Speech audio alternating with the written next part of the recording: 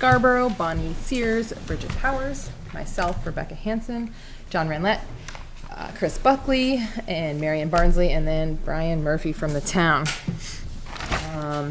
We will begin with a review of the minutes from our last meeting. Do you want to do? Yes, there are. Marianne, could you grab me an agenda if there's an extra one? I'll note that Brian, I think, didn't make copies, so we wouldn't have all this extra paper, and turns out we've come to rely on them. Did you send a agenda email? Long ago. Yeah. Oh, because I got minutes, so I didn't. Oh. I didn't get print it. minutes. I probably did. Oh, maybe the agenda went out late. The agenda was in the packet.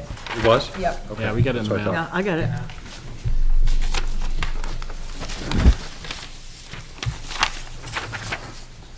So we'll just take a minute, give everyone a minute to review them. They're not super long.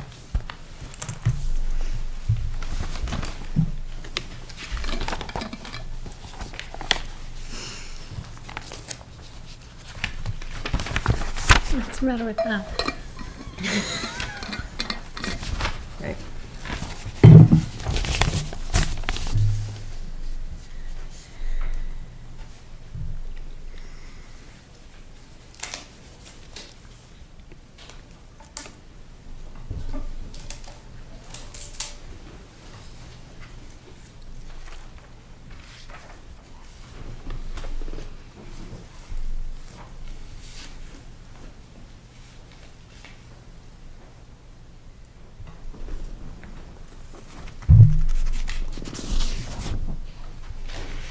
Is everyone at a point where they're ready to point out any issues, comments? I have just a couple. Go ahead. It's over on the back of it. Let's see, on number 2, under unfinished or other business, it reads, now, was that supposed to be because it says the planning board don't have the ability, shouldn't that be doesn't? Yeah. Okay, and then it's got down a little further on the last sentence, bring up as a board. Should it say bring it up as a board? Or not? I don't know. I think it's fine as is. Well, I I think I you could go questioned either it, way, that's really. all. Yeah, I think you could go either way. Okay, and then on number 6, where it says Bonnie Spears, should be Sears. That was the. How's Brittany? Are you sure about that one? Yeah, I think I really am. If that one got by me, it would be sad, wouldn't it? Right. That one got by me. It got by me. Yeah. Anyone else? Picky, one little, on number 1, on unfinished and other business, 1, 2, 3, the fourth sentence in, to focus more on the use, and it should be the noun effects and not the verb affects. Correct. That one I have to think about every time. Except not this time. Affect begins with an A and so does action, Oh. mnemonic. Okay, you might have just changed my life. All right, anything else?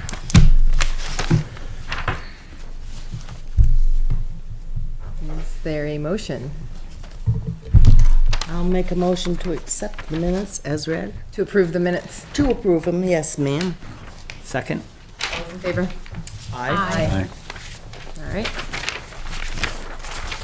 Next up, we have a public hearing, a one-lot subdivision from the parent parcel PID number 223-003-001, subdividing out a proposed parcel of 1.3 acres for the new lot and reserving 6.29 acres for the parent lot. All parcels are on Bell Road in the agricultural zone. And it looks like we have a representative for the applicant here. If you don't mind just coming up to the podium, that would be great, and just introducing this project to us, and then we'll make a ruling on whether it's complete or not, and then follow-up questions with a public hearing. Yeah, go ahead and pop that up on the board. I think we've got a couple copies here we can.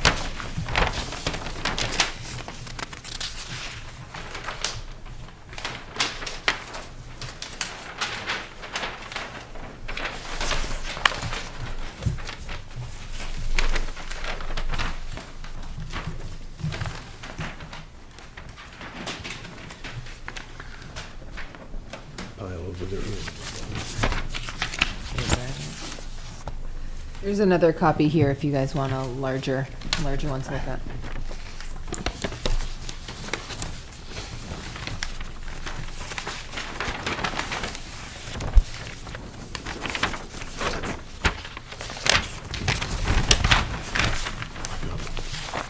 You got one? Yeah. Oh, you don't need it? All set for me? So, well, you started off for me pretty well, but it's I'm Scott Sanborn, Cardigan Mountain Land Surveys. I'm representing Alan and Sharon Conkey, own 7.67 acres on Bell Road. They would like to subdivide and create one currently vacant lot of 1.38 acres and reserving 6.29 acres with an existing residence with established driveway, approved septic system, etc. As you can see from the plan, it's a fairly logical subdivision as the property has a lot taken out of it that basically separates the two kind of areas of land. It's the lot slopes gently up from Bell Road to moderately in places.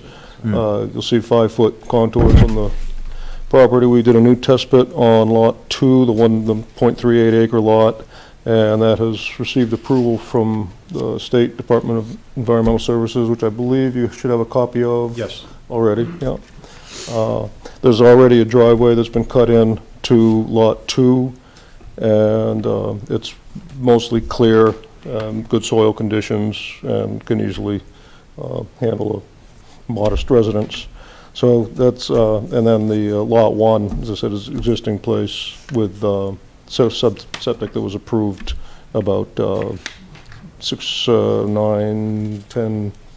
years ago. So very simple, straightforward. I'll leave it up to the board if you have any questions.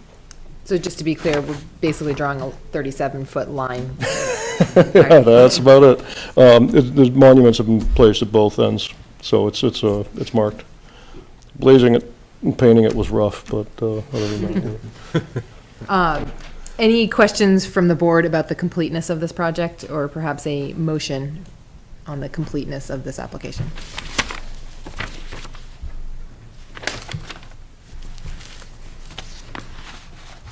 Make a motion, we accept the application as complete. Second? All those in favor of accepting this application as complete? Aye. Aye. Anyone opposed? We have 1, 2, 3, 4. I should have said this before, Steve. Keeping it zipped. Yeah. I counted. Please keep it zipped only during when we're voting. Otherwise, please contribute to the conversation. Thank you.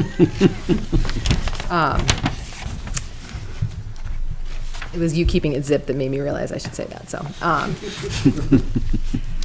All right, so unless there's questions from the board, I am going to open it up to a public hearing. Okay, it is 6:40. I invite members of the public to come up and speak of any nature about this project. Okay. It's also still 6:40. This is the public hearing. I like those. Yeah. And bring it back to the board. Are there any questions about this project? For their comments, discussion, anything from the board? Or maybe a motion, I don't know. Make a motion to approve this plan. Second? Okay. All those in favor? Aye. Aye. Anyone opposed? Okay. Thanks, Scott. I appreciate you sneaking it in during your work session. You're welcome. So I do have the Mylar. Oh, okay.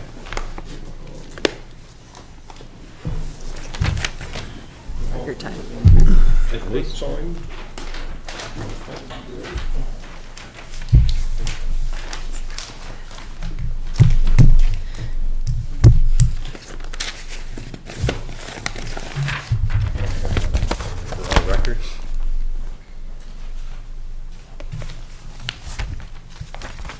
things down and they disappear.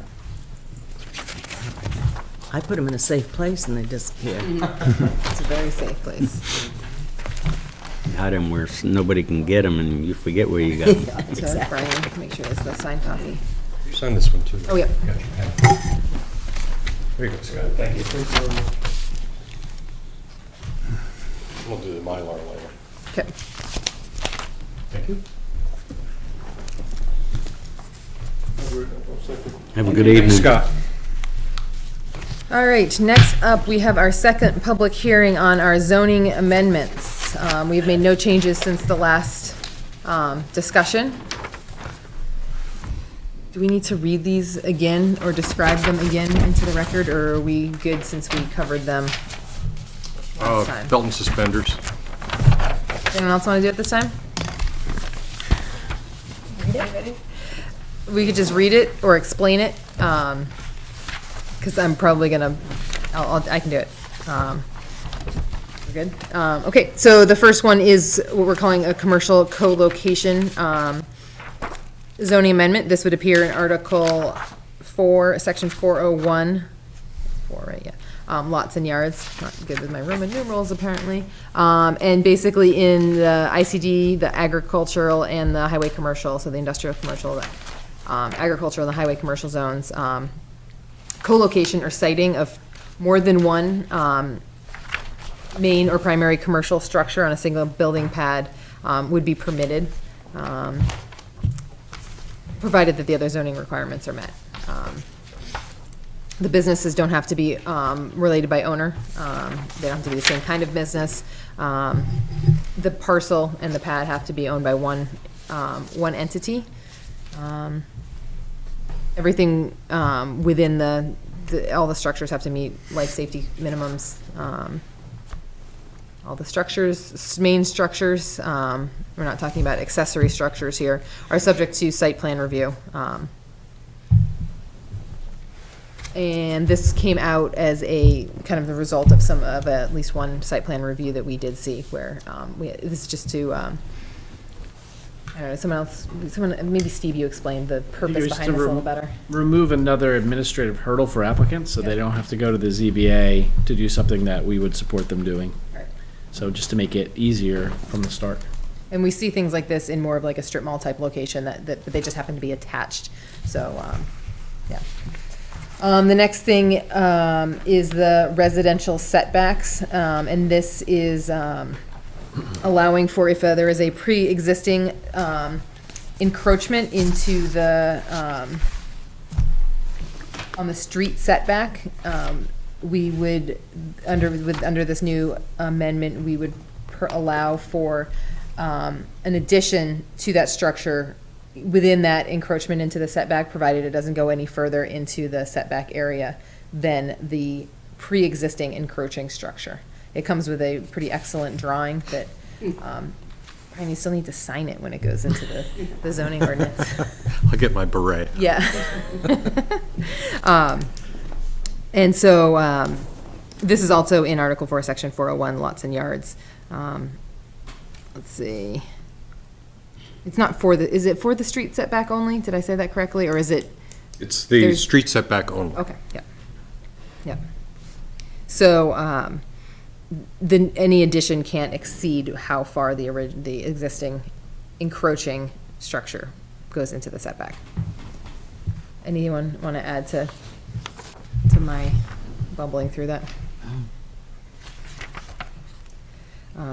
Okay, so we're also going to make some changes to, or we propose to make some changes to the table of uses. At this point right now, we have a definition of indoor recreation, and then we have a definition for indoor/outdoor recreation. So we're trying to clear that up by having a table of use for indoor in the table of use, indoor recreation and outdoor recreation.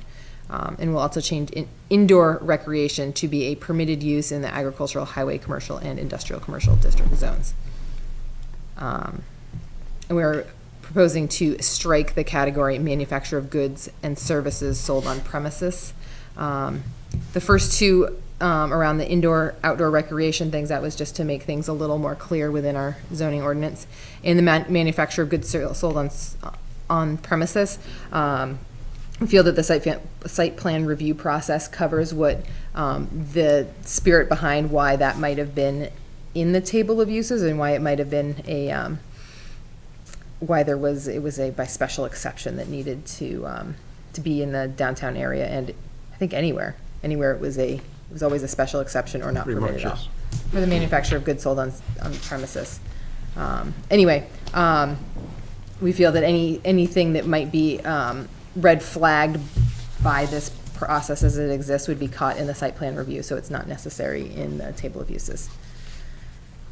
Finally, currently there's no definition of wetlands in the zoning ordinance. We are proposing to add a definition following the state definition of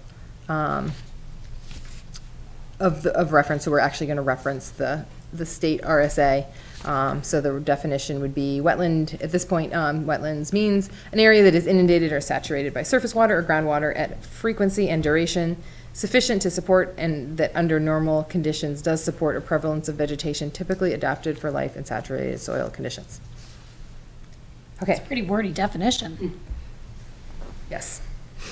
But we didn't have to write it. We can just defer to the state. Yes. All right. Madam Chair. Yes, please. Having read that, the second part is we're preparing the warrant for the, because it's got to get to the printer.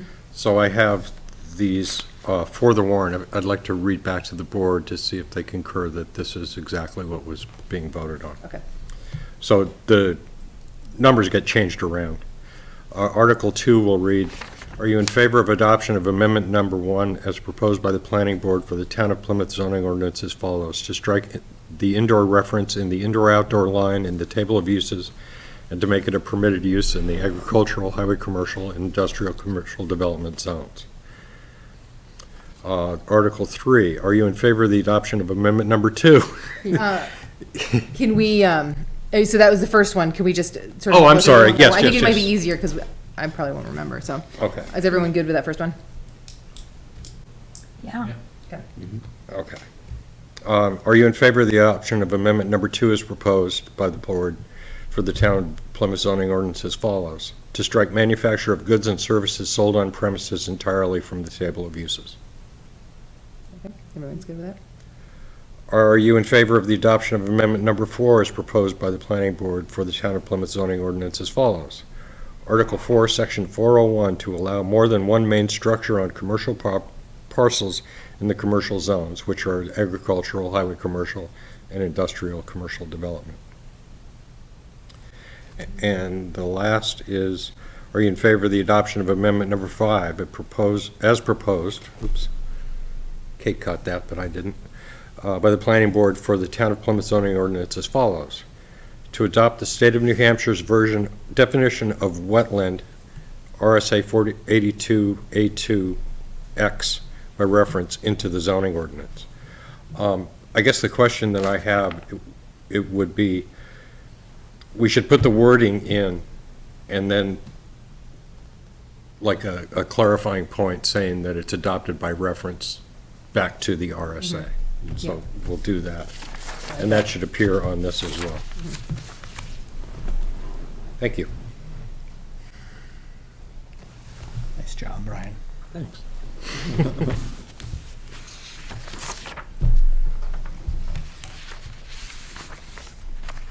Did we do you read the setback one? No, I don't think you did.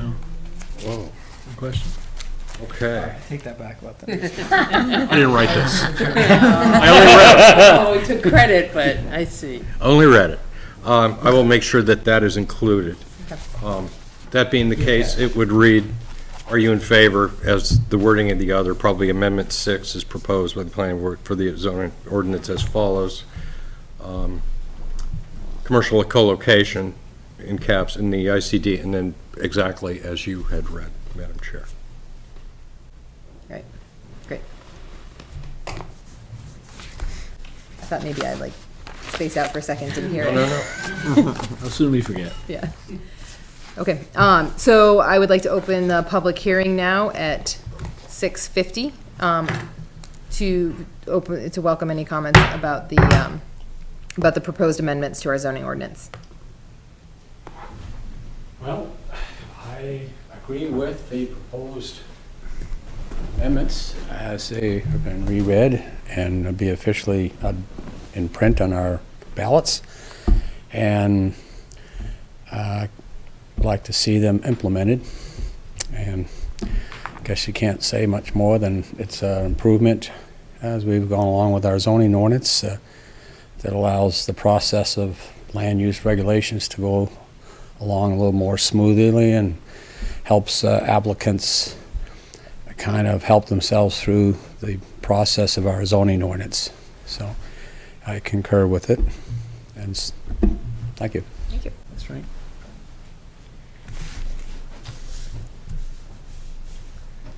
Do I need to identify myself?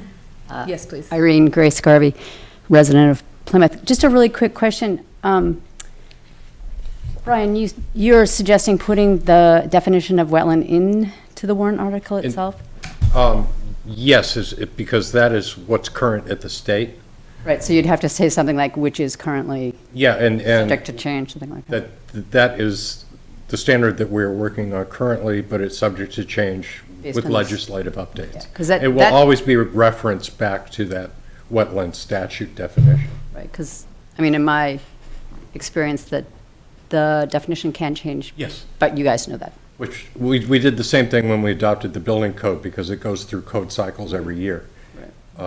Oddly enough, we're working under the 2009 right now. So it still makes it valid. So in other words, we can't enforce it if we're working for an old definition or one that hasn't been adopted, but by adopting it at reference, whatever the state level is, that's what we set the bar at. Just a question, I want to walk backwards in your thought pattern, but the part about the pads, something just occurred to me. So you're trying to get one owner for each pad, so are you trying to prevent like a condoization of? Not at all. I- We're trying to allow for more than one. Right Got it. now, if you owned a commercial site and wanted that, and correct me if I go astray, but if you had a commercial site and you had one pad for a Yep. building and you wanted to have a second building, you have to go before the zoning board to have multiple buildings. Got it. on a Or commercial- subdivide I was the more parcel. curious, it sort of struck me that you were so specific about one owner, so I was curious about that. I believe that's what, Yeah, so the parcel you could have multiple businesses Sure. owned by different people, but the land around them has to be one owner. So it's not That makes sense. subdivided into, not one owner, one entity. So, so it doesn't have to be subdivided. You could have That's what we're condos, you could- specifying. yeah, totally makes sense. I was just more curious.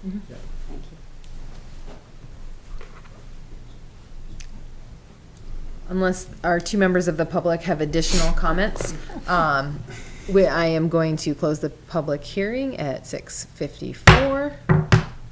And then we probably need to vote to say that we recommend these articles for adoption. Yeah. Make a motion, we recommend these for adoption. Go ahead. Second it. All right, all those in favor? Aye. Anyone opposed? Yeah, that's good. All right. Just a question, can we do them in bulk? Or do we need to confer every single warrant article? We could make another motion to do them in bulk, I would think. I would think you could do them in bulk. Yeah. Okay. Yeah. I mean, I think that was our we've been over intention. it twice. Right. Yeah. Amended as bulk. Yep. Sorry, can we amend the motion to say that that's for all of them? That was our intention, I believe, so. Yeah. That's why we pluralized, no, just Yeah. one. Mhm. Didn't reference one, we referenced one. So did we vote on the amendment? Is that how that Do- works? Who, Who's on first? yes, exactly. Who made the motion? John did. Yeah. John did. Okay. And second was? Bonnie. Thank you. The vote was unanimous. Okay, thank you very much. Can we take that to mean that the planning board recommends approval? Yes. Yes. That was the intent. All right. Nice work. Next up, so Brian has some updates, but can we save those Yes, for the, and or would you rather do those before we dig into the master plan? Probably better now. Okay, Because great. it's more business stuff. I was approached by Ward Delia this week. Alex Ray will be taking over the branding of the Irving Station on Tenny Mountain Highway to make it one of his Seaman style. So he's going to be essentially running the food service and convenience store in there. He's going to do it in his inimitable style. So there's no design review. They will be bringing mock-ups here, and I wanted to show you what was presented to me versus the original. It does require about a 490 square foot addition to the building that was approved. So it definitely will need an amendment to the site plan. But I was going to ask the board just how in-depth you would like this, because if I show you this, this is the original. You see the building blocked out here. And what they're proposing is this one, which shows more interior detail, but the relevant part is the addition in the back along here, about 400 feet. So they haven't really put it to paper yet. They will be, they're going to have to reconfigure the dumpsters and perhaps move them along. But the footprint, other than the very back of the building, won't be changing, and it's not near the Claybrook side. It actually comes in from the building and then goes out in the back. It looks like it's just cooler space that actually fits within a lot of Yeah, pretty much. the impervious surface that was already part of the back there, sidewalk. Right, and I did ask him to redew the calculations, but that had already been proposed to be paid. Is there any changes to how interior-wise, will be more food service, or? I don't, So we when's the haven't been addition? presented with, yes, they'll be having tables just to those sit three. down. Yeah. Prepared food on site. If you've stopped at Hooks at Yeah. food, it's going to be right very, there, very, it's very all similar to that. That's why I'm asking, because does it become a On change this of one, you use? see the back. Well, that's the other question before the board. It's one of these combo deals where, yeah, Yeah, you so they see it just moved that everywhere, up. but does that mean it's really what it is? You know what Right, I'm saying? yeah, it's a change of use, but it's like a pre-change of use, so what is, Right, so to would be an the amendment be amendment to. sufficient, because they haven't actually done anything yet?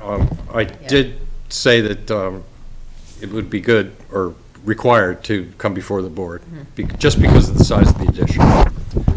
He'll have more information at that time as far as just how they're going to configure the dumpsters and everything else. And he will also present you with an elevation of the building. Because that is a 10% increase Yes. in the size of the building, and just to be clear that this is in that same area where pretty much the sheer size of a development, which was still way, way larger than what this is.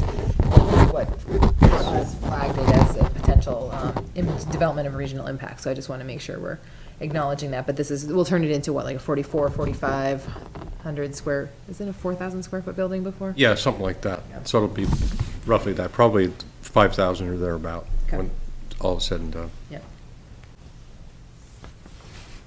So if we is are a twelfth the amenable to do size of the a other. sort of a site plan amendment, if they come before the board and just propose the Right. differences. And I'll vet the site plan review application, as we had talked about at the last meeting, with him, and to see what, I'm getting from the board, what they would like to see on that. So it's obviously the physical changes and some of the calculations as well. Yep. And Alex will probably explain more about what's actually going on inside the building. I mean, it's kind of ideal for us because they're coming in before building and showing us the one modification they want to make. And if they do show us the architectural stuff, it's kind of a bonus. Yes. Because they're being good neighbors and showing us the change, although we don't have the design regs as you cited. Right. So. But It's it good. always comes up in conversation, so it's better to Not get it out talk in about front. it, right? Yep. How does that sound to everyone for? Sounds good. Yeah, sounds good to me.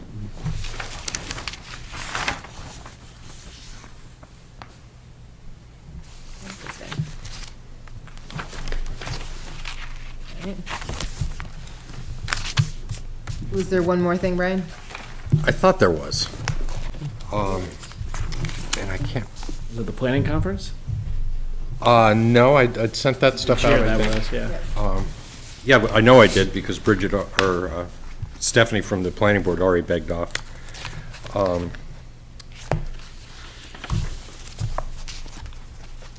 It was probably just a question of, oh, I know what it was, and I had the answer already.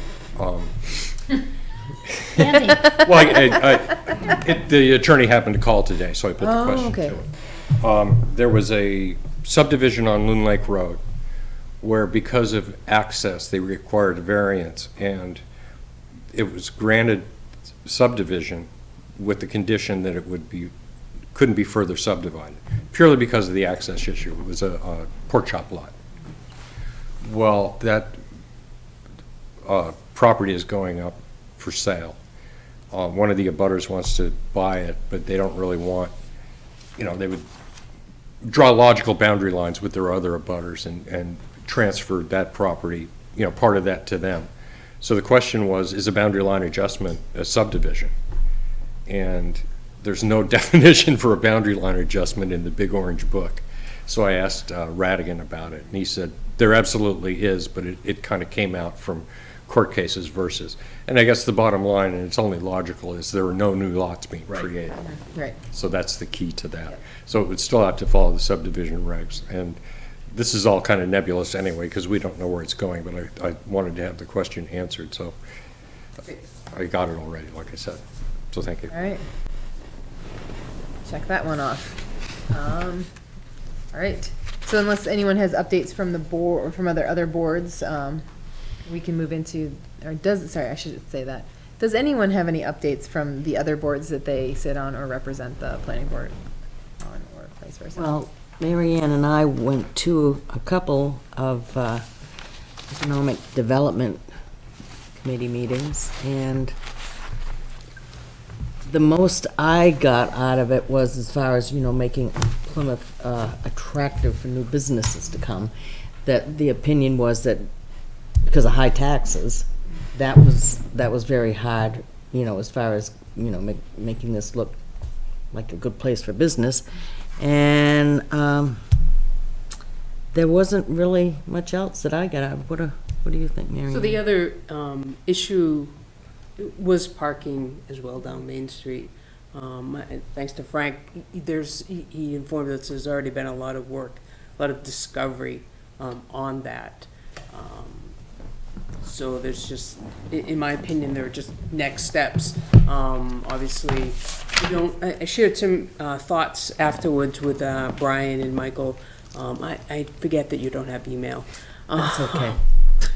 I forget it too. I thought that those two in particular may not be part of this business and economic development group. I felt the business economic development group or board, if it turns into that, should be a little bit higher, kind of higher thinking. And possibly bringing in new industries on Tenny Mountain. I know like the governor goes around and, kind of sell New Hampshire. How do we sell Plymouth? And hopefully address the tax problem as well. So I thought we had a decent turnout. Like yeah, Bonnie said, we definitely. kind of had a small group that Mike Ahern reached out to, and then we as a group reached out to other stakeholders, developers, business owners, and the like. And so I thought we got a decent turnout. And we'll see, we have another meeting on Monday morning. Monday morning. Sorry, Bonnie, Monday morning. 8:30. And it Sound excited. highlighted very much the fact that development along our development strip versus development in the downtown area are two different topics entirely, because the needs are so much different between the two. I think we can check off something in the master plan then, since that group convened, right? Isn't that part of the master plan? Look at us implementing. Yeah. Yeah. And we also did review the ADU recently, or reviewed the implementation of that, so that's another check mark, at least for this year, so that's exciting. All right. Anything else from the select board, conservation commission, zoning board that's, No, it's kind of quiet. I attended a conference in Meredith yesterday, solid waste stuff. pretty interesting, though. This is about the use of glass as fill. It's a real problem recycling glass these days. If it's just about sterile, there's a place in Canada that will take it. But it's also an approved, what do they call it? They use all these technical terms, you know. It's been approved by DES as being good for what they're doing. The state allows up to 20% of -3/8 glass ground in for road subbases. It's not recommended on the surface because it glitters and freaks people out, and they think their tires are going to get cut.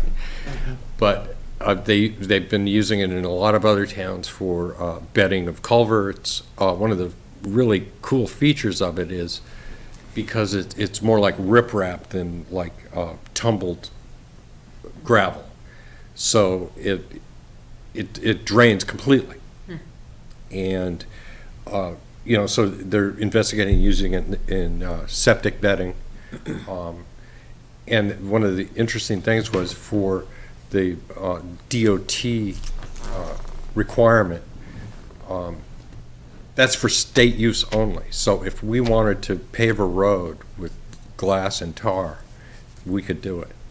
You know, but they said most of the pushback, all the science is great on this stuff, but the pushback is people thinking their tires are going to get cut. You know, you drive down the road, you see stuff glimmering, you think that there's broken glass in the roadway. Well, on the other hand, everybody loves beach glass. Yeah. So, you know, it's a matter of educating the public as to how that works, and it can be cost effective because gravel operations are shutting down around the state. Plus, you don't have a place to set. China isn't taking the glass that it used to. And actually, a lot of the single stream recyclers are going to not take glass because it weighs down their stuff, and it's more bothersome to deal with, and they can't market it afterwards. So if we can keep it in the state, and they set up these crushing stations, and what they would like to do would be for, say, Plymouth to take all its glass down there, and then they do their crushing and they leave a pile. And they want you to take it. So you're just paying for the transportation of the glass back and forth. And you would have usable gravel, you know, basically, that's what it is. And they ground it so far, depending on how many times they put it through the crusher, you can end up with something that's as fine as hourglass sand. And they've used it in either Australia or New Zealand for beach reclamation projects. They can't actually just, I mean, isn't glass just silica anyway? It is. They can't just. Exactly.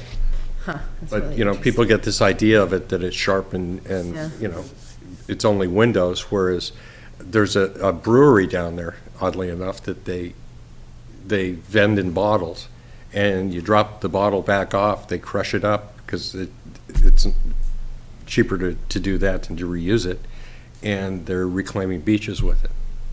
So, you know, the amount of time. So it's just interesting that are alternatives out And there. walk on it and don't cut your feet, Yeah. huh?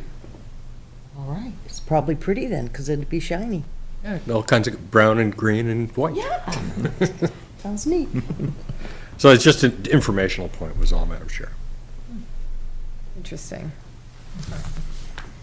Cool, thank you. Nothing for the cuts. I didn't go last month, so. Right. All right, so let's dig into the master plan. We got the documents that Steve had circulated before.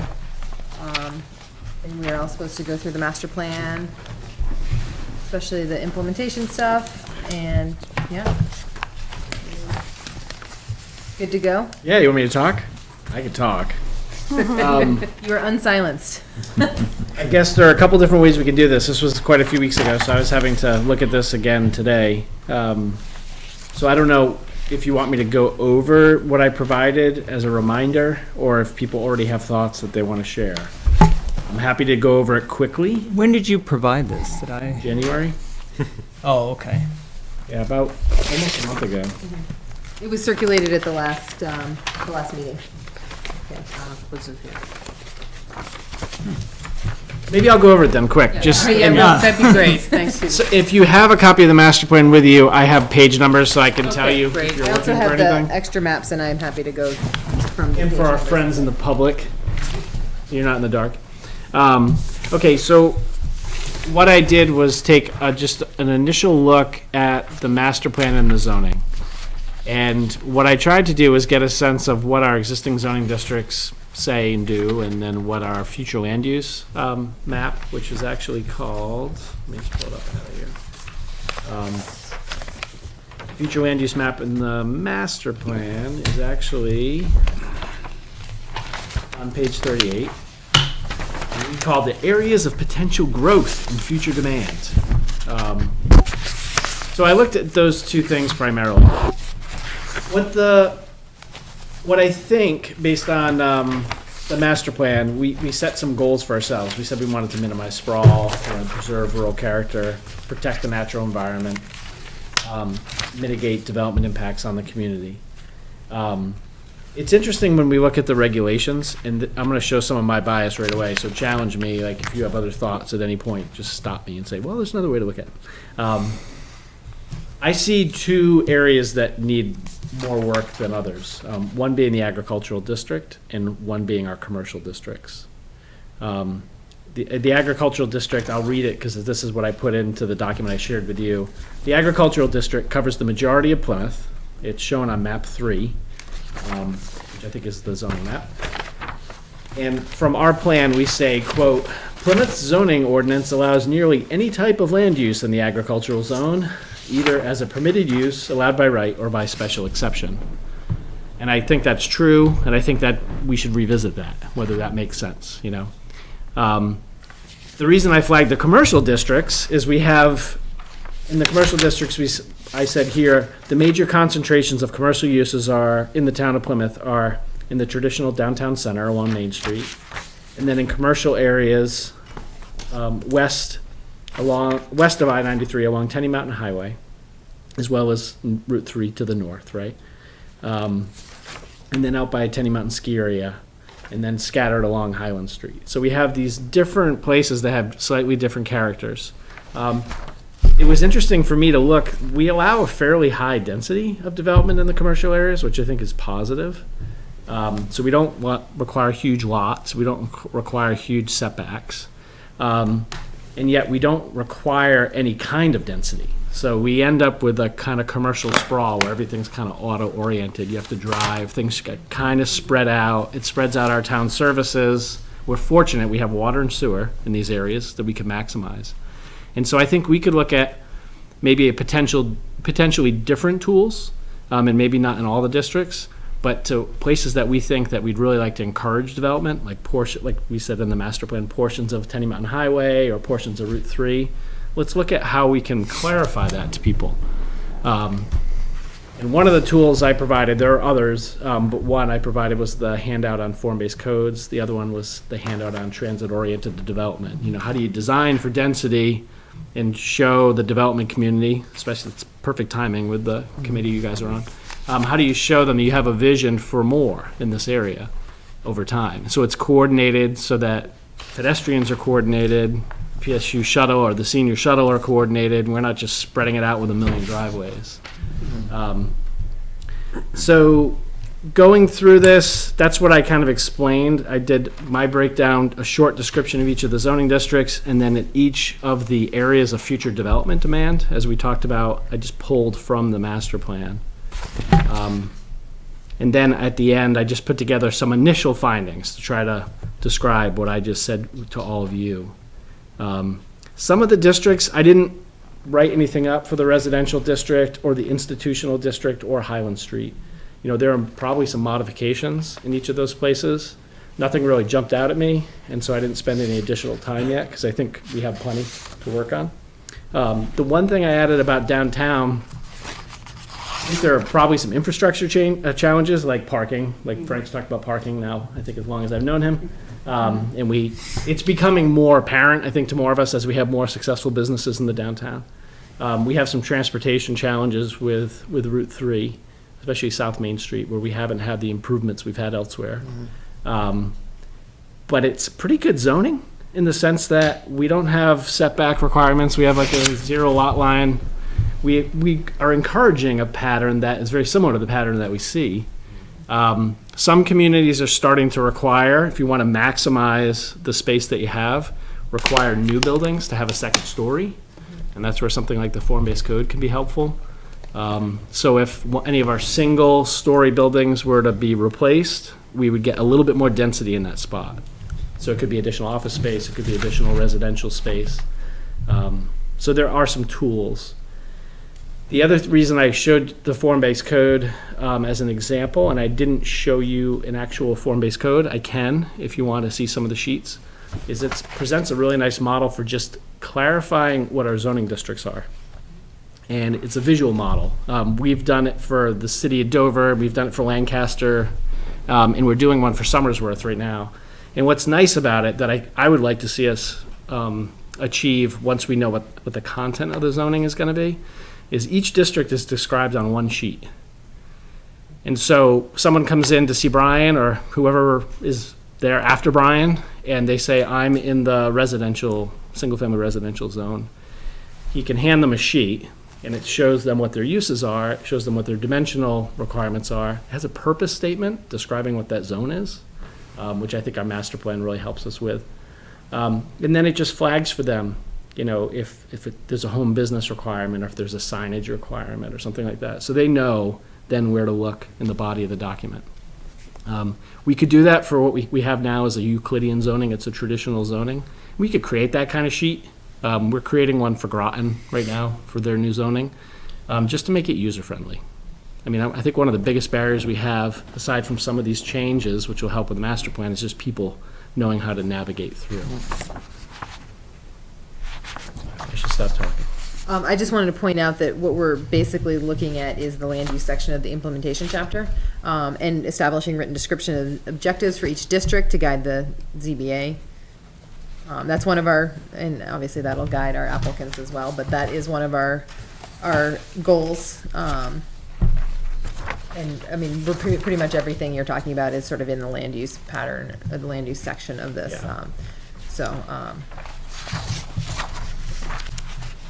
You said you distributed something on the form-based code? I'm realizing that got sent out a couple, before the last meeting. It got Correct. sent to me and Brian. And then we printed those out and then we dropped the ball and didn't send the rest on. So I think it maybe didn't get to the rest of the So we board. Can we So- get those? Yes. Get it out again. Yep. I've got them in my email. I'll send them out. Okay. If you don't see an email in the next week, that means that I'm writing it down right now, but, It's just a fact sheet. It's a one-page fact sheet that UNH did, explaining to municipalities, because it's a slightly different type of zoning. What I like about it and why communities are starting to use it is it focuses on building size and building location. So here in the downtown, we're at the back of the sidewalk. We have multi-story buildings generally. And we have a requirement to have a non-residential use on the first floor along many of the streets. But really, we don't really care what the uses are. Do we really care if it's a restaurant or a yoga studio? You know, so what it does is it says, let's look at the form and the function and the relationship a building has with the street, and let's not stress about what the uses are inside. And I think that's a lot of what we have in our existing zoning. Like, we have a lot of those elements already, so I think it would be consistent. Now, if we were to pick a location, like I happen to have the map up, if we were to pick like the Boulder Point area, which we identify as a big area for potential commercial development, it doesn't have a lot of constraints to development, and we were to develop a form-based code for that area, it would be different.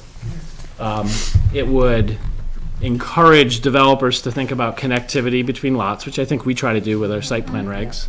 But it would show them that this is a place where we would welcome your density. You know, if you want to bring in like the housing development that's going to be going up there, if you want to bring that in and be thinking about a more urban pattern of development, still being responsible for handling your stormwater, still being responsible for thinking about pedestrian access and the other elements that we're concerned about.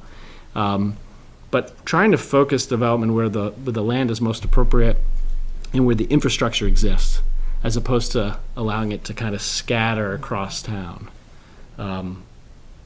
And I can provide examples. If we dig into any of these ideas and you generate questions or examples, I'm happy to track down some of those. As I said, I have students who it would be really good for us to be doing that anyway. So. So you said something about density requirements. Can you explain or talk about where that maybe has been implemented and what that looks like? There's different ways, there's really different ways to do it. That would be a bigger conversation. But right now, I think if we were to, and maybe this is something we want to do, we want to take parts of Tenny Mountain Highway maybe and look at how many units per acre we're getting and get a sense of if that makes sense, like what the right size is. So for a lot of zoning projects, we'll start off recognizing that each of these areas, as we did identified in the master plan, are distinctly different. Look at what the pattern of development is now, look at what we like about that, where we think opportunities are being missed or where we could be doing things differently, and then tailor the regulations to guide development in that direction. Where like the area north of Tenny Mountain Highway, which we put in green, we talk about, we recognize a lot of that development that's along the northern side of Tenny Mountain. We recognize that there's an increased demand for development there. Obviously, we've just been going through this with the market basket proposal. A lot of those parcels have development on them. And we may want to approach that slightly different because they're closer to the Baker River. So maybe the density would be different, Right. you know. That's interesting. Actually, I was thinking about where Harris Brothers Yeah. Furniture Stores, you know, and the talk about the 25 acres up there, where Right. we would be putting, you know, we just solved that problem with this change of zoning for multiple buildings up right. there. Now, and then you get Boulder Point, and it just looks like, okay, if there's gonna be room for growth, will they kind of grow together? And if they do, a road connecting all of it up there, not having to come back on Tenny Mountain Highway and then go back up somewhere else. Absolutely. If it could be something like that, that'd be great for And it everybody. may take decades for there to Yeah, be I enough know. development for that to happen, but that kind of connectivity, it feeds into what we call access management in the master plan, where we're trying to stop people from having to go back out into Tenny Mountain Highway every time they want to go to another place. But it also might mean that if you're in that new development, that you could then maybe walk somewhere, or if you're part of the veterans housing, you could maybe walk to Exactly. a job or to some other things. So that kind of connectivity is really great. Yeah, I It's a think so. little bit beyond what our zoning, what I think the town politically will want for our zoning. You can do something called a regulating plan, where you actually draw all the future roads. I don't think that would go over very well. It would be fun to watch, but I think that might be much. But I think people will start to figure that out, that if what you're asking for is connectivity, as the development potential is there. Yeah, because a lot of places, you know, that I've been to, they have that, you know, where you can get off from one of these main highways, and then you've got all these stores. You still see the highway, but you're going from this door to this door over on your other road. Yep. And it's great. Absolutely. And at least two of our strip mall areas on the north side of Tenny Mountain Highway have a driveway connected, and they maintain it, and Right, and I love you're it. going from one to another. I think that the original layout for Town West, they were looking at that, because they were figuring an access road running along the bottom of the slope. Interesting. Yeah. And there's been infill along there since, but nothing very great. I mean, Right. but things like that. And then barring that, even if we can't get transportation interconnection, we could certainly go overland with pedestrian walks. Yep. Absolutely. Or in like Gorham, if you've been in Gorham, that back bike ped pathway, that's also a safety services pathway on the south end of town. It's used as an emergency bypass, but it could at any point become a roadway if it had made sense.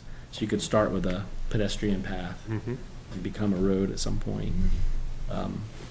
I just, the more I looked at our master plan, the more I felt like this future land use concept gives us direction. We don't have to be bound by it exactly, and that's why the lines are dashed lines. So as we dig into the zoning, I think we just have to recognize that some of these commercial areas are slightly different, and then we can suggest to people what we think. And I think as more people come, to these sessions and we have something to show, they'll tell us clearly if we're wrong, which is good. But what I like about this is it starts to, the agricultural zone is just very confusing for people, and it's just so wide open. And, I mean, luckily, you're not gonna, like up by Chris, get a Dunkin' Donuts because you don't really have the traffic volume. But it's that porous that it just raises things all the time that I can't imagine what you have to face with questions. And it's the uncertainty for people who are we're asking people to invest and build nice homes, protect land, do things, and yet there's this uncertainty of what's gonna happen next to me.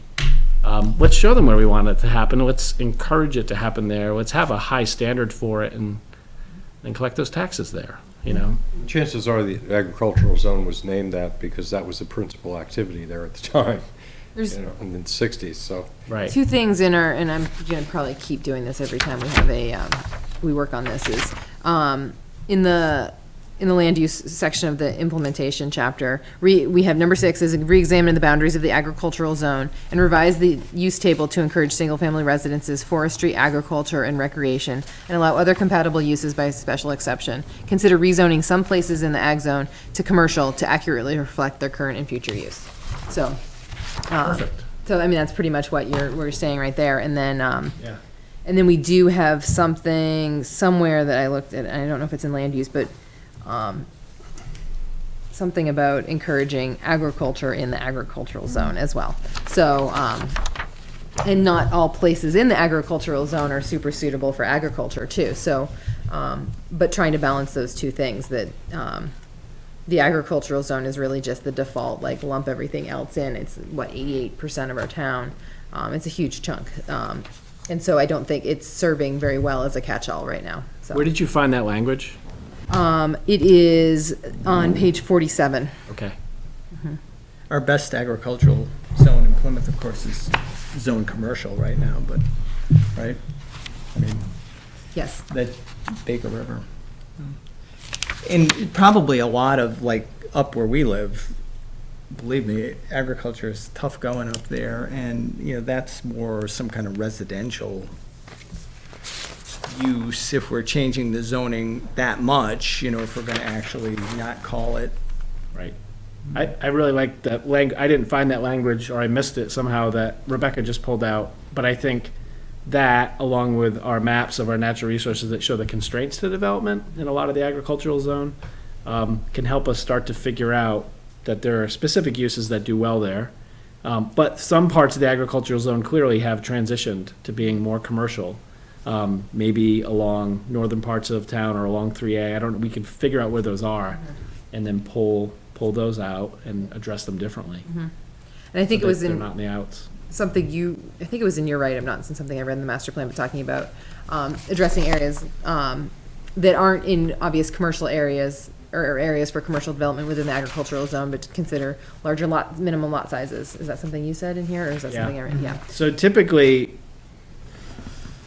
I think we're fortunate where right now, like the single family zone where I am, downtown and the commercial districts have fairly small lot sizes. They allow fairly good density. We allow for a good mix of uses. We have this hopefully new change that will allow for some commercial mix a little bit easier. We have the ADUs, which is helpful. But when you look at the agricultural zone being 88% of the town, it also has a fairly small lot size.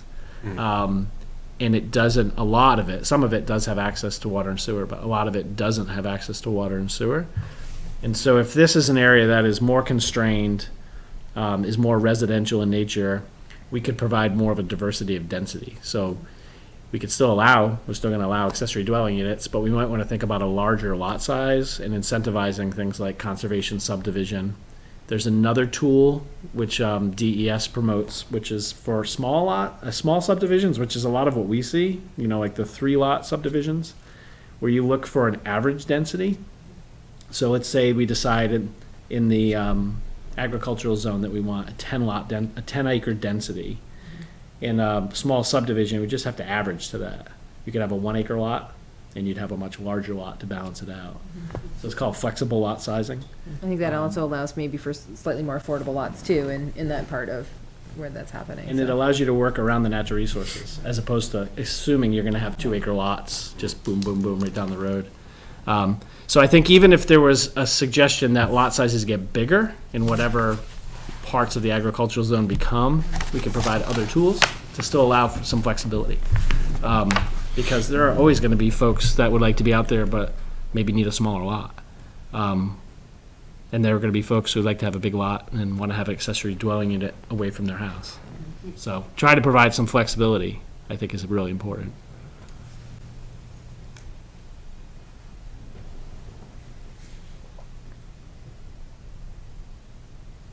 So, and there are always extremes to these things. That's just fun to talk about. Lyme is like the famous case of 50-acre zoning, Oh, right. 50-acre lots. And Groton is going through their zoning right now, and a lot of what's been developed and will be developed in Groton into the future is along their major roadways. And so they're looking at 3-acre lot size because it's actually pretty representative of what they have. They're at risk of every 3 acres that's developable having a house on it and being kind of suburban over time.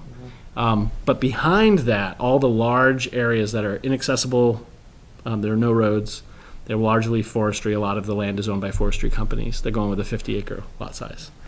And they were talking about a 100-acre minimum lot size. And they couldn't justify to me why. Why would you want to? It just seems like you're looking for a legal battle.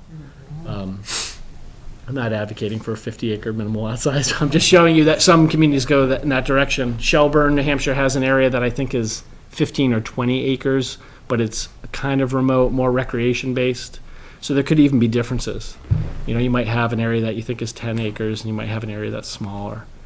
And we can pull out those examples, because I think we should look at examples and have some justification for why. And we can also pull in those maps again as needed. And so I don't know if the board wants to take on one zoning district at a time, or pull some thoughts together for each and just kind of keep going around and around. It would be helpful to maybe think about that, what the best way forward is. I would think to do something overall, just as a quick Okay. throw it together, and then just take one at a time and see how it works. That makes sense. One of the other things that we need to do is develop one correct zoning map that resolves inconsistencies currently existing between, I'm not sure how to do that, but I think as we're talking about each zone, we need to make sure that, because I think we're probably gonna have to redraw a couple areas in, I'm not even really sure what this means. Well, the obvious cases are zone line splitting lots. This one's talking about there's a inconsistencies existing between the digital version, the ZBA map on the website, and the colored map used by the planning office. I'm not aware of that. It's all based on the same map, which was hand-drawn back in the day. So, But if we end up with revised zoning, we'll be addressing that. Yep. Okay. Is that fair? So, yes. I just hate to see us spend a lot of time correcting what we have. I think John's right. If we start to just get into it and look at how the pieces fit together, the actual zonal descriptions are in the zoning ordinance. Okay. Alright. Kind of meets and bounds and turns, but the map is more of a friendly tool. So what, John, you were saying is sort of do an overall overarching look at it and then start to zoom in each one. Yeah. And as we go, establish written descriptions and objectives for each zone. You're looking at the whole pie, and then how it's divided, and then, what makes sense as we go and take a section at a time, and then it's kind of, I like that. just focus on it. And what do you want? Because you might want to pull some of this into here, and that makes more sense, and, be able to shift it around a little bit. And that would allow us to, I'm thinking like if we printed one of these, and I may even be willing to print one for you guys, but if we print one out and we could put it up, then we could use markers and kind of make a mess and say, okay, well, is the downtown area change? And just make some notes, like brainstorm what we have here, pull out some of that text like you just did, and try to clarify with some bullets, some things. So maybe a flip chart and a map that we could get a little messier at the next meeting. I think that sounds good. Okay. Yeah, and I think I like the idea of the zoom out and then zoom in, and I think we're gonna constantly be doing that and just making sure each step we're coming back up and doing that, that big picture overview, and seeing how. And like I say, if you finish one, then it kind of, where it abuts against the other section, you can play with it and make it, like you say, make it accommodating, make it easier for people to see what our goals are, what we want it to be, and, like you say, if we've got one sheet for each area, they know what they have to do, they don't have to, well, did he say this, did he say that, and just make it easier for people, to come in and, make the decision easier, clarify it a lot.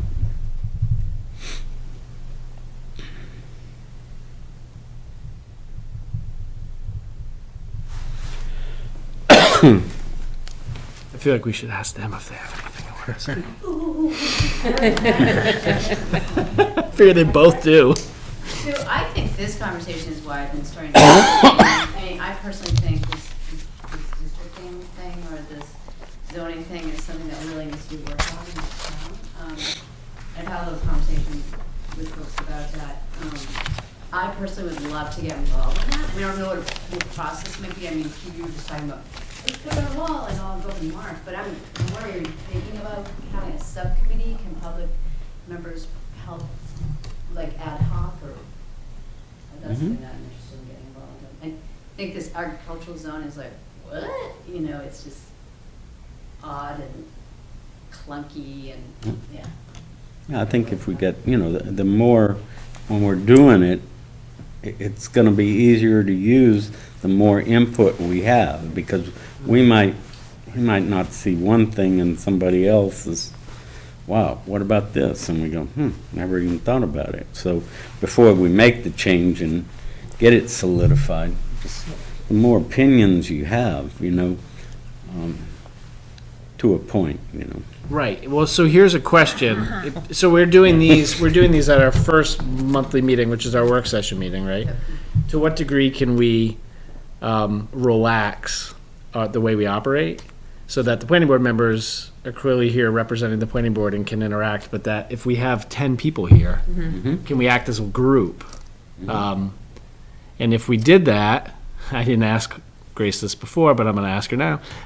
If we did that, maybe having some help with facilitation would be good, because I can help ask questions, I can help move stuff up there, but having multiple people, and maybe we take turns, maybe there are different planning board members that are willing to help facilitate, but just to make sure that if there's somebody like Frank in the back who clearly has a question or does not look happy, that we're bringing them into the conversation. Right, I agree with that. I think we make sorry, please go ahead. Oh, what I was gonna say is, in bringing in other people, just like we have the agenda, if whatever we're gonna discuss, we can hand it out and have it available in the town hall. If people are interested, they can come by and get that. They can see what we're gonna discuss on that night, and Yep, so we'll create a goal for, okay, here's what we wrap it up tonight. We'll come up with our goal for our next work session.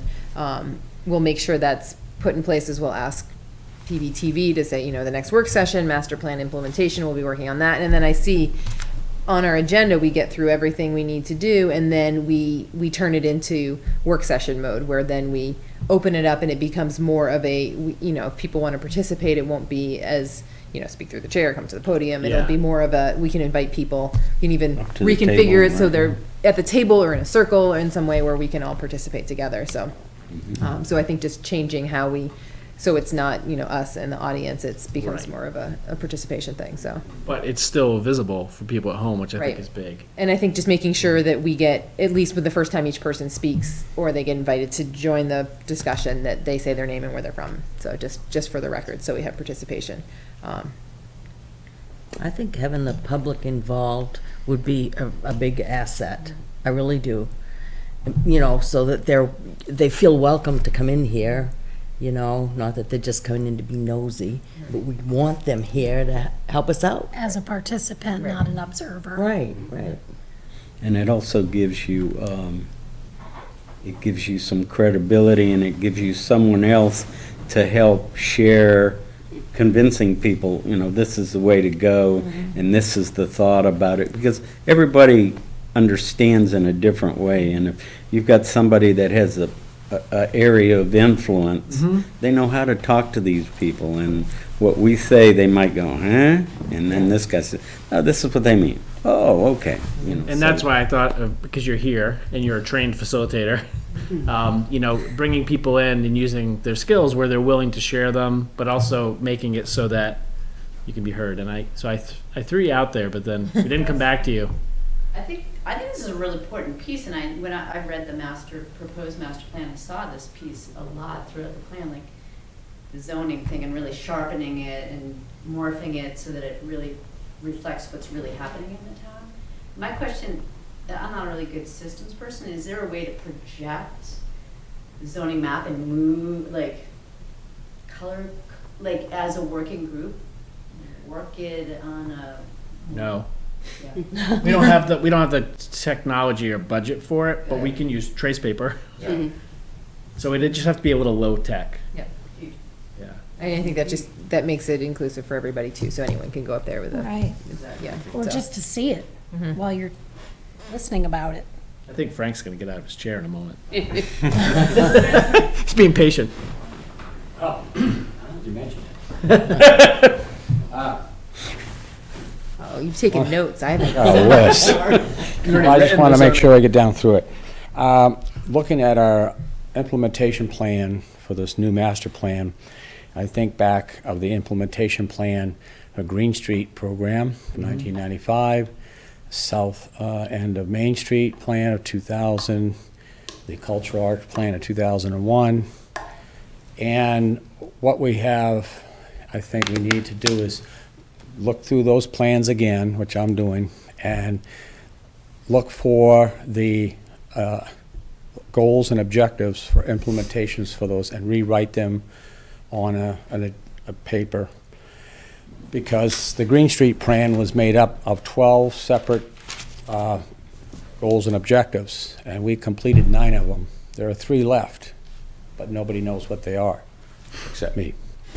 Is it a secret? Yes. Okay. Are you gonna tell us? Yes. It was to continue the riverfront property and the multi-use trail, and then to connect Green Street to Route 3, and then repair and fix and upgrade the railroad crossing at the senior center, both drainage and infrastructure and stuff like that. Those 3 items have not been accomplished. So we need to move that up to a new list so that we can refocus, because those items we've talked about at this last meeting, economic development, were brought up, not directly, but indirectly. I think the other part is hard for people that aren't good at taking words off of paper and visualizing what the project is. And so many of our really good, thoughtful plans that are well-researched and nicely printed and stapled together and so on, people don't have the idea of being able to transfer, to get a picture, an idea of what that meant. What does that mean that we're going to do this in this section? I think that's something that we need to help transition from a concept of the things we'd like to see happen in town of Plymouth to how do we get to agreement of a plan. And then in that step, you go from the well-worded step of a particular plan of action in one particular area, and then leave it as a small step. What happened to all of these plans is they were so massive. They were in millions of dollars. And the reason most of them got turned down is the taxpayer said, not a chance. We can't afford it.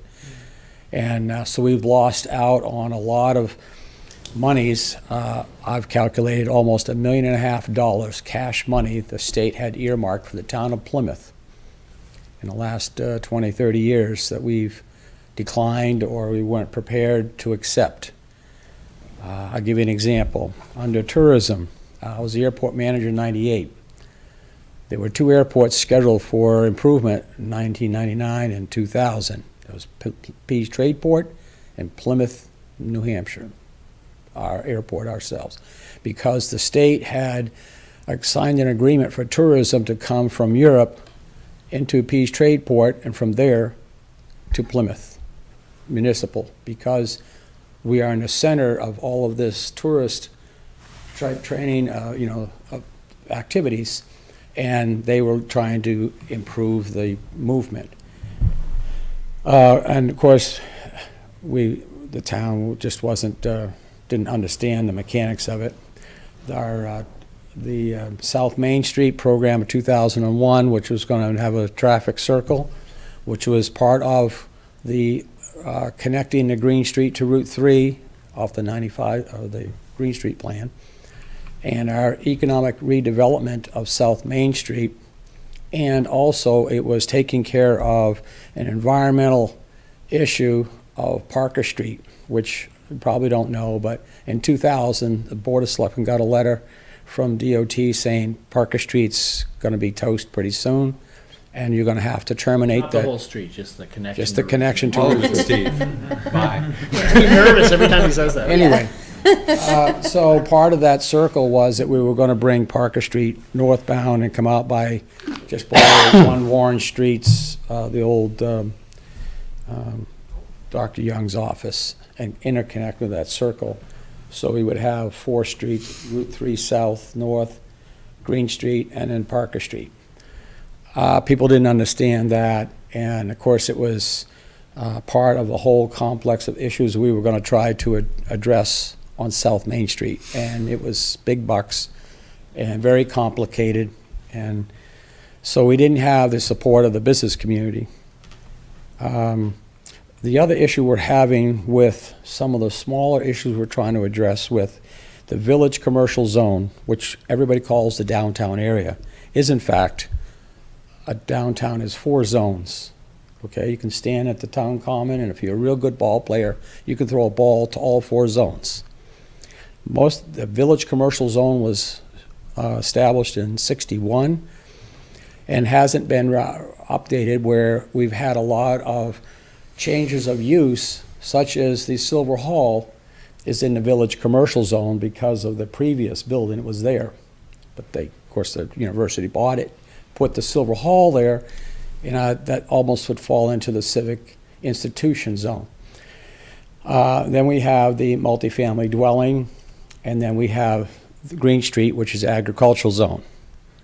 And when I was doing the parking, when you're trying to comply with the specifications for parking, it's by each zone.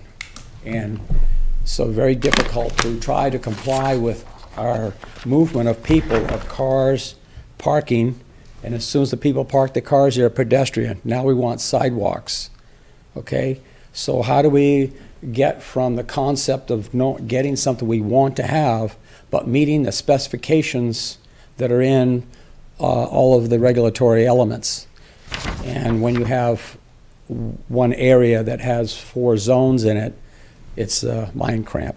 So that's something I think we need to look at. And of all the zones that I think the village commercial zone is the one zone that really needs the attention first.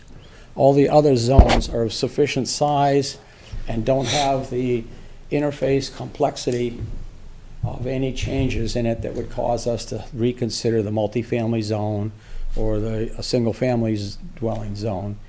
The village commercial zone is that hub that has multiple zone systems that are very close in and affect how each one of those zones interconnects with. So I think that would be one of the first things we would want to do, is address that one. The other thing we've lost out on for Main Street was a brownfield program. that's a program put on by the state, DES. Hey, Frank, I'm gonna just take a pause right here, as I feel slightly overwhelmed by all the information you just provided us. But I think you've got some ideas for the downtown area, and I think what we need to do is our next meeting, we're going to look at the big picture and then maybe make some priority areas of what zones we want to handle first. Okay. And I think getting your ideas at the time when we're talking about that, because Okay. I think it'll be really helpful. Well, I So- think that's, the other thing I'd like to point out is the town of Plymouth is the only town in the state of New Hampshire that has all 7 modes of transportation infrastructure within its bounds. It has river, railroad, multi-use trail, interstate, airport, heliport, and bus depot. The only other cities have all 7 modes is Concord, Manchester, and Portsmouth. Now, here is a resource of transportation infrastructure, and I have to ask you the question, what's our return on investment to our community and our businesses for having that unique set of transportation infrastructure? So that's the kind of thing that we need to start allowing that system to work for us and recognizing how we're going to make use of that resource and through the planning implementation. And I definitely, as a citizen, would be very much interested in part of the implementation of any committees, because I've got quite a bit of history of research work. Here's another tidbit that's really interesting. I spent some time down at Concord in the State Historical Archives, and they have the history of each town. You should go down and read what's in Plymouth. You'd be amazed what they've got on Plymouth. So there's a lot of stuff that's already there, and we don't have to reinvent the wheel. We just need to get our wheel rolling. Thanks, Frank. Thanks, Frank. Thank you. All right. One of the first things that Frank said about the Green Street plan just made me, I've been starting to come up with a list of all these documents that I think are useful as we're working on planning in the town of Plymouth, but also resources for other people. We have a natural resource inventory, there's a Tenny Mountain Corridor plan, there's the stuff that the North Country Council did, like the parking study. And it would be nice to figure out a way to get those all in a spot where it's accessible in a PDF format and maybe not in a Word document on the town's website. So I've got a list that I'm kind of working on, if anyone else can think of those documents. There's the new wildlife action plan too. Yeah, yep. I think that's germane. Because Yep. every one of the goals Yep. of the master plan is preservation of those species. Yep, but a link to those, and I'm not sure if this is maybe something we could work with, because is it the PBTV people that do the website? Yeah, they help us maintain it, but Okay. we just have to tell them what they can put up. I don't know the capacity of it. Some of the documents you mentioned are pretty big. Right, but trying to figure out, it would be nice to figure out a way we can do that, because Right. I think a lot of these things get archived in paper format, and at this point, I think it would serve everybody if we could make those more available, so. I would just add, what I was thinking similar from some of the things Frank was sharing, the reminder about some of the resources and some of the unfinished business that exists. While the zoning won't dictate those capital improvements or the details of some of them, it should be informed by them. And so even just the brainstorming of don't forget and having these bulleted items, so that when we write, whatever happens to the downtown or village area, when we write that purpose statement, we can talk about the types of things aspirationally that we'd like to see happening in here without naming the specific streets or any of that, but starting to address it so that people know, oh, this is available for doing business. It's open for change, and these are the types of changes that the town would like to see. Just like in the whatever becomes of parts of the agricultural zone, referring to the natural resources, as Grace said, and talking about these areas being, important for our water quality, important for habitat, recreation, that part of the tourism piece as well, without necessarily mentioning the wildlife action plan and the purpose statement, but maybe using it to help us delineate the district. Yep.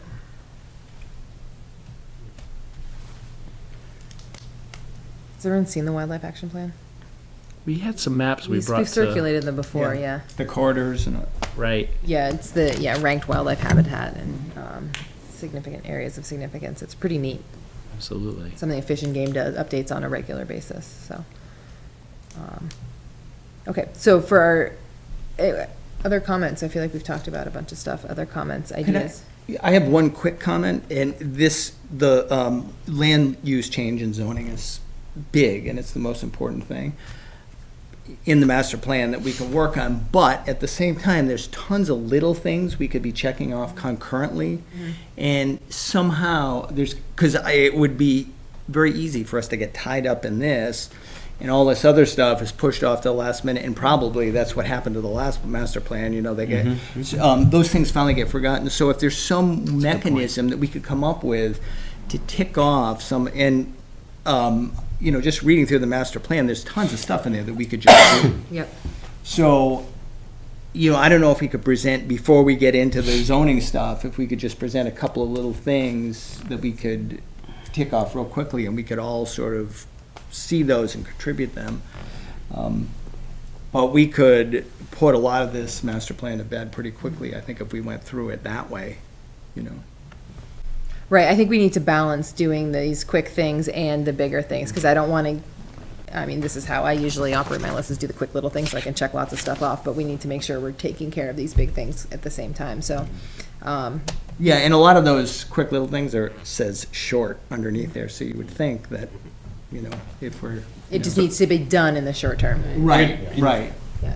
Well, I think if one of the planning board members has something on that list that they want to pick, they could call and get it on the agenda, and, we can work on the big thing, and then we can also have, a quick one that we can work on to start, and then get back on the bigger one. And, over 6 or 7 months, if you could knock off 5 or 6 little ones, and then still have the progress on the other. Yep. Makes good use of the time, and it breaks it up, you're not. I'm just wondering, just what little ones, which ones? Well, take I a look, and. I know there's a lot of them, but Well, is there can I give anything you that for stands? instance? Yes, Yeah. would you please? So just going in order in the master plan, page 40 and 41, Town University Partnership, numbers 2, 3, 6, and 7 are all connected. Planning board is involved in every single one. They're ongoing things, and they involve something that I think used to exist, and that was communication between the university, I think it was Tim Keefe and the planning board. Does that happen anymore? Do we have a representative from the university that comes in like twice a year and talk about issues 2, 6, and 7? Not scheduled, but certainly one could be invited. We had someone coming in for a good couple of months, that we had somebody come to every meeting, in the interest of trying to revitalize that, and that was maybe 2 years. Does anyone else remember that? Yeah, it was a while ago. Yeah, a couple years ago. Right. What I think maybe makes sense is maybe we could each become sort of masters of one section, where, we can split it. I think we did this when we were reviewing this as well, where we could each grab a section, and we're responsible for knowing that section best. And as we start talking about stuff, be like, oh, that's in, this section, here's the task number that we're working on. But also someone who's going to be maybe the liaison to other, if there's somebody else that has a responsibility, another board, and someone who's going to be like, oh, this is a short-term thing that we can do. Let's tackle this coming up. And let them facilitate it, and if there are people in the community that are coming at the table that can work on it, and you grab a couple of those that and you work it out, and then present it to the group, Yeah, and so what I was going to say, Rebecca, is I would be happy if people were supportive and thought this was a good idea to make that reconnection with the university. And I don't think we need someone here every single meeting, but I think a couple times a year, we had someone come talk about some of these issues. That's 4 things that are taken care of like that. Yeah. And I also don't think that needs actually a lot of, like, something like that doesn't need a ton of board discussion. I think we just need to make it happen. Yeah. And then make sure it continues to happen. So just because it's like, okay, it's not just a check mark, we need to be like, okay, we did this, but is someone still coming in 4 years to our, are we still doing that 4 years from now? What we could do is lay out a annual agenda, and if we want to do it every 6 months, Yeah. just put it in there, communicate it with the university. Because right now, the select board, the president's meeting with the select board every 3 months to update on whatever's going on and everything, and so they're kind of incorporating that into the scheduling, so. I wonder if we should just get some of his update in writing. That Yeah, then I he mean, can I pass could, I on. could do that as a, select board member. I could, whatever he presents to us, then I can just bring it here. Treat it like a report from the other boards. Yeah. Right. Yeah, I mean, I think that would maybe serve us for now, and then maybe. And see if- Marlon's coming and updating. Who's Marlon? Marlon Collingwood, he's kind of, does all the The marketing. liaison between the town and the university. Okay, Yeah. all right. Okay, so does that sound like that would be sufficient to get that update through John as a, or do we feel like, because what happened before is, one person from the university came and he'd sit in the meeting, then he'd leave. You know, I mean, I just don't know. He was here, but it wasn't meaningful. And not a criticism on him. It just, there was not much he did aside from just watch our meetings. And Yeah, and I don't know, I guess it would be worth it to read some of these implementation, but like work closely with Plymouth State on land use and development issues through share master plan, planning results and conceptual planning projects. I mean, that's an ongoing discussion, and then there's another one even simpler than that, number 7, work together to promote safe walking and cycling routes for faculty, staff, and students in and around the downtown area. That's a conversation that, that's one conversation, I think, that could get that ball rolling.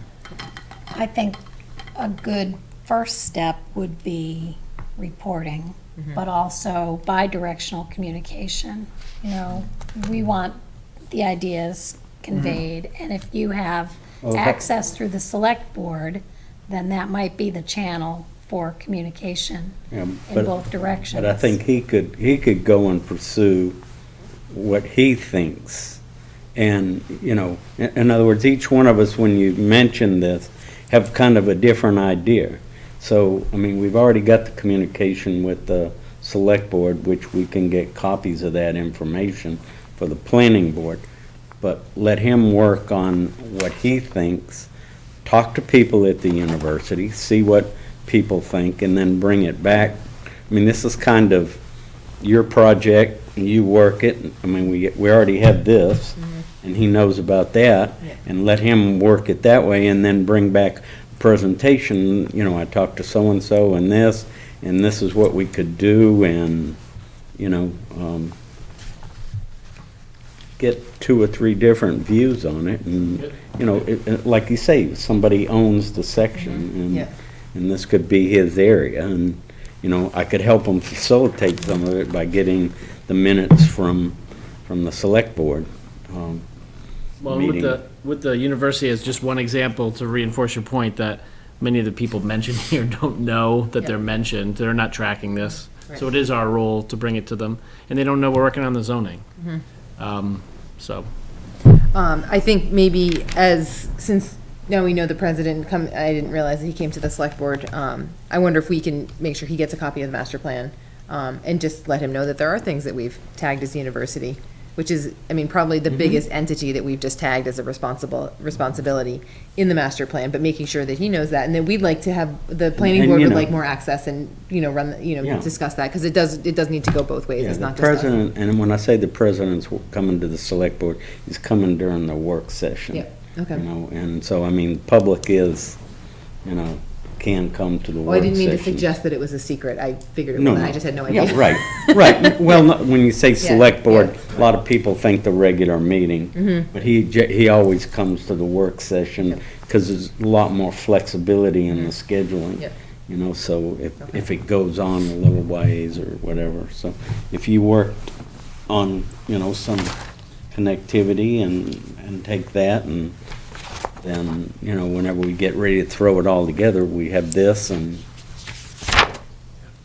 All right.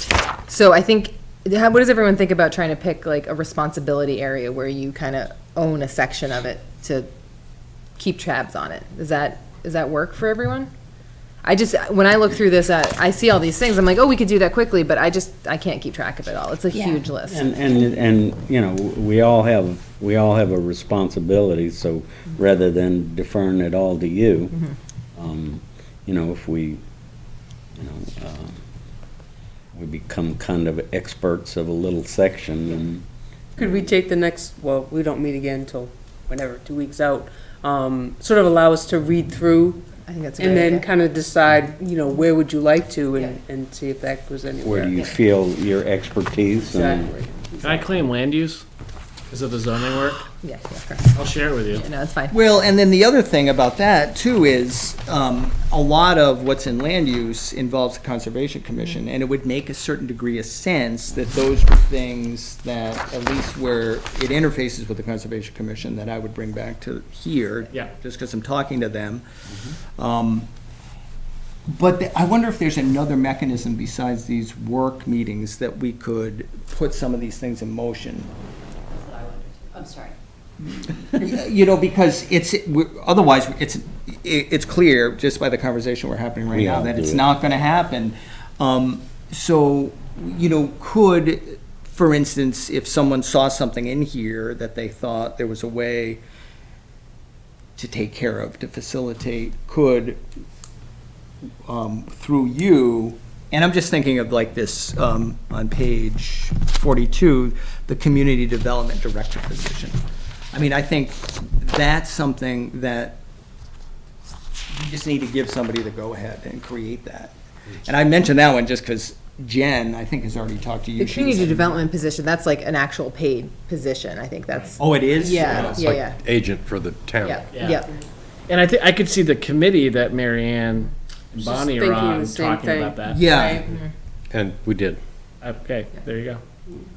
Done, check and check. Yeah, see, but that's what I Even mean. on we here go through twice, this so we get stuff. 2 check marks. Yeah. That's the only typo I found. For clarification, when you were talking about zooming in and zooming out, would that be like a zone per meeting? And then zoom out and then pick up another zone for I the mean- topic of discussion? Ideally, but I think we might be talking about the agricultural zone for a while. Yeah. I think it could, I think if I followed what John said, we might talk about a couple of the zones, not worry about the boundaries as much, as just say like, okay, we still gonna have a downtown zone? Yeah. You know, what is it? What's different about it than Tenny Mountain Highway? Are we gonna have some of these, you know? And so it could be a little fast and furious. This is gonna be a draft until it goes through public hearings and goes to town Sure, meeting. absolutely, but, I was just wondering about focus, whether it's better to take the global approach, That's why I asked pick the it question apart, too. or go and do it slice of the pie at a time. Right. And I think is for clarity, and if we're looking at what the zones are, it would be better to look at them independently. And don't worry about how they, abut the next one. And then, once those are all done, look at the cracks and see where's the bleed on each side? Or Right. is there none? Does this have to be the hard boundary? Can it move over here? You know what I mean? That's, I was just wondering if it, mostly just for, sequencing Yep. was the question. Could I just ask a question, just in terms of the zoning piece? How much flexibility does the board have? And I'm just kind of focusing on what Chris threw out a minute ago, and how much flexibility does the planning board have to have a smaller group split off and work with other people on that zoning piece? Or are you trying to do that together? Because I wonder about logistics about that. I think the zoning piece in particular, I think that's probably something that needs to stay closer to the board. Well, I'm not suggesting it doesn't stay to the group, but to the board, but is there a smaller group that can work on it and bring it back to the board? Is that more flexible to do, or you? The zoning's, I feel like a lot of the things in the master plan as far as implementation can just get pitched to other people and then they can report back and be like, hey, we did this and here's how it happened. Because there's so many things that are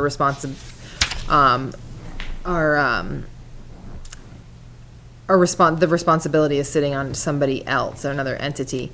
The zoning, the land use chapter in particular, because it is so zoning heavy, I'm just scanning through them right now and trying to think about how, I think the planning board is the lead in every single one except for one. Well, I'm not suggesting it yeah. not be the board, but. Yep. Does it have to be I've done thought in- about having a smaller group like the Bonnie and, is it Mary Ann? Yes. So they're doing some stuff and going back to the board and saying, how does this sound, and they're reporting back, and You're talking specifically about zoning things. I guess it would be helpful to see like which of the zoning, I don't know. I mean, any other ideas? Because I just, Yeah, I do. So one of my things I was gonna say last is just to caution you that 12 meetings, if we met 12 times for an hour and a half, we will not write the zoning ordinance. right. That typically when I do a zoning ordinance, for a contract, which I do not want to do for Plymouth, and I would not do for Plymouth because I live here, I would spend an evening or two with you a month, but then I would be putting in 50, 60 hours worth of work, which is, I think, what Grace is getting at. Okay. So I think if we just get started and we go in and we see how many districts we can start to talk about, identifying that we want to work on further, there may be, at the end of each meeting, if we can say, okay, what do we need to get to the next meeting? Yep. If there are people who are in the room, some of those things I'll be happy to do with the students, as I said, or I'll be happy to do with other folks who are here. But if there are people who are willing to look at examples from other towns or craft something to bring it back, it's going to make this board's job possible. And I don't know what those things are yet, but I think if we're open to feedback, you might see stuff from your different committees, or we might want to reach out to somebody and bring them to a meeting because we know they have an expertise and they could help us. Yep. But if we don't leverage that, we'll never get this done for 2020 Right. at all. Okay. I mean, it's already marginal, I would say, to be honest. Oh, yeah. Yeah. And I think, when we get these other people involved in it, if there's areas that, they have expertise in, you can let them go. I mean, like you say, a lot of them are retired. It gives them something to do. They have some input. They